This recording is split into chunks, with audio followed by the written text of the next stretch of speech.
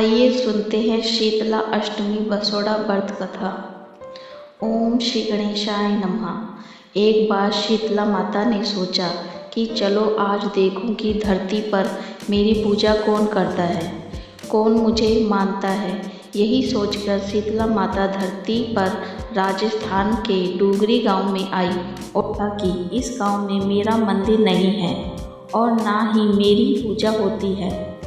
तब माता शीतला गांव की गलियों में घूमने लगी। तभी एक मकान के ऊपर किसी ने चावल का उबला पानी नीचे फेंक दिया। वह उबलता पानी शीतला माता के ऊपर जा गिरा, जिससे शीतला माता के शरीर में छाले पड़ गए। शीतला माता के पूरे शरीर में जलन होने लगी।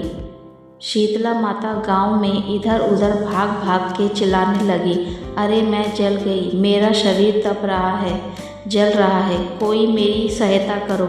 लेकिन उस गांव में किसी ने भी शीतला माता की सहायता नहीं की।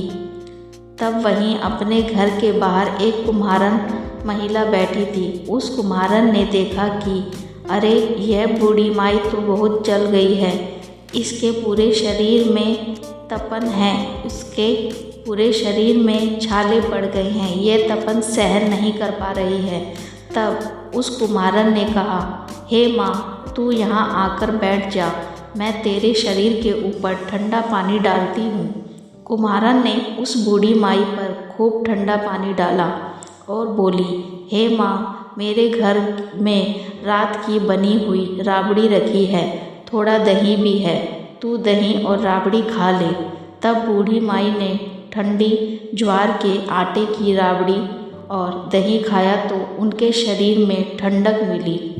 तब उस कुम्हारन ने कहा, आ माँ, बैठ जा, तेरे शरीर के बाल बहुत बिखरे हुए हैं, ला मैं तेरी चोटी गूंथ देती हूँ। और कुम्हारन माई की चोटी गूंथने लगी।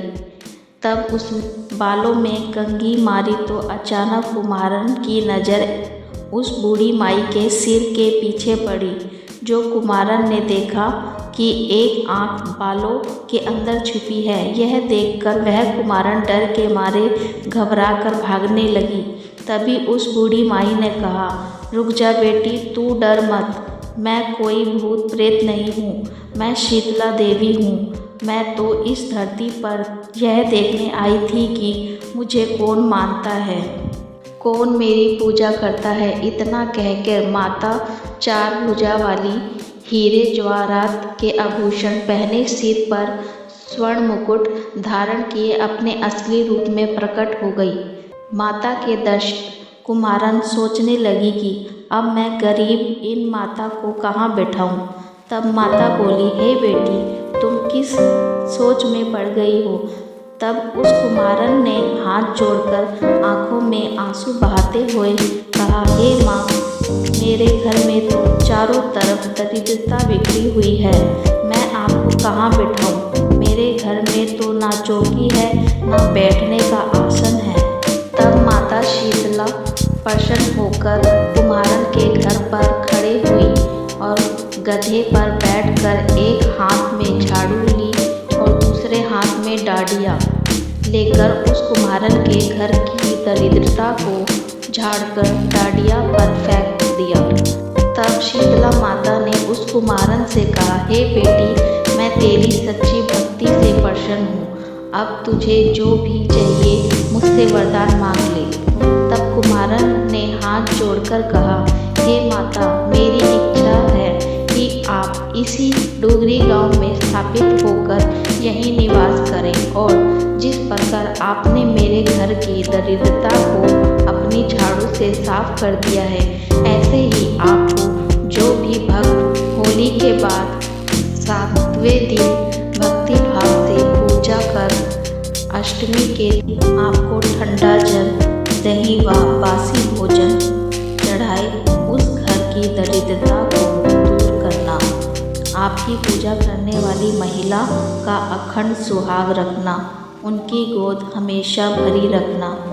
साथ ही जो पुरुष शीतला अष्टमी को नाई के यहाँ बाल ना कटवाएं, धोबी के कपड़े ना धुलवाएं और पुरुष भी आप पर ठंडा जल चढ़ाएं, तब नारियल फूल चढ़ाकर परिवार सहित ठंडा बासी भोजन करे, उसके काम धंधे व्यापार में कभी दरिद्रता ना आए। तब माता बोली, तथास्तु हे बेटी, जो तूने वरदान मांगे हैं मैं सब तुझे देती हूँ। हे बेटी, तुझे आशीर्वाद देती हूँ कि मेरी पूजा का मुख्य अधिकार इस धरती पर सिर्फ कुमार जाति का ही होगा।